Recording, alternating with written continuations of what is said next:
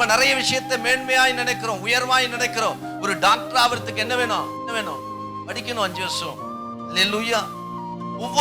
ஒவ்வொரு தகுதிக்கும் ஒவ்வொரு காரியத்துல நம்ம அந்த கேரக்டரா மாறணும்னா அதுக்கு என்ன எதிர்பார்க்கிறது? இந்த உலகம் ஒரு தகுதியை எதிர்பார்க்கிறது. அல்லேலூயா.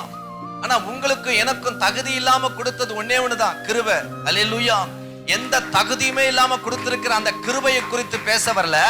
இன்னைக்கு நீ கேட்கிற மேன்மை, நீ கேட்கிற உயர்வு, நீ கேட்கிற அந்த தகுதியை குறித்து கர்த்தர் இன்னைக்கு உங்களோடு பேசும்படிக்கு தான் இன்னைக்கு உங்களோடு ஒழுங்குபடுத்தி இருக்கிறார் இந்த நேரத்தை. அல்லேலூயா. ஒரு அரசாங்க வேலையில சேரணும்னா தகுதி வேணும். அல்லேலூயா. நிறைய காரியத்துல படிக்கணும்னா தகுதி வேணும். அப்படித்தானே நம்ம வாசிக்கிறோம்.